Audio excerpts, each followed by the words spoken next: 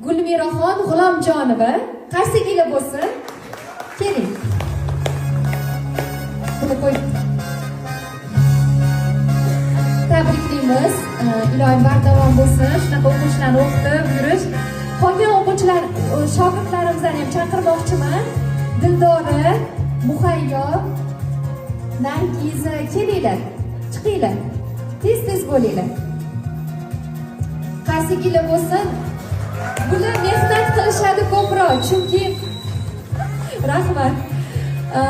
Tikish juda ham qiyin, mashaqqat kasb. Bizani Havas Fashionda birinchi o'rinda beyorasizlar. Piyodan o'tinglar. 4 ta kasbi egasi bo'lasizlar. Ya'ni model yaratish, mana ko'ryapsizlar chizgan rasmlarni. Umuman chizishni bilmaydigan o'quvchilarimiz chizishdi. Shunchalik darajada. Model chizish, andaza chizish. Hamidullayeva Muazzam diplom bilan taqdirlanadi.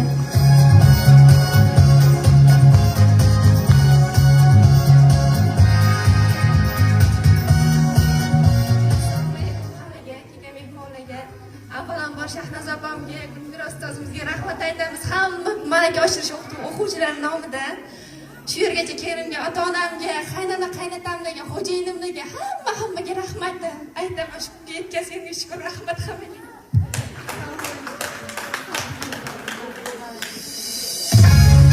Velibol va Hilola diplom bilan taqdirlanadi.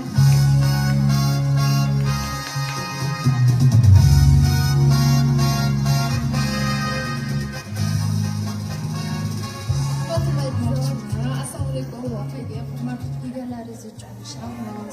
Juda ham oilangizga ham havasim keladi. Ota-onangizga rahmat. Xudo xohlasa Chizish, bichish va tikish.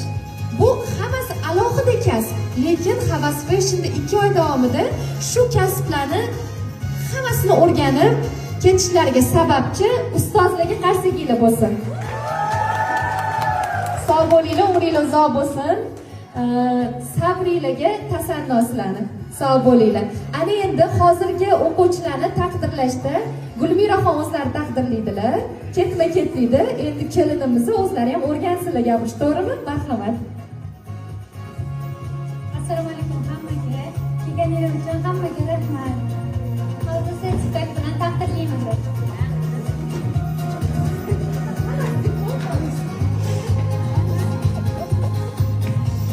Munavvar G'afuriyatxon.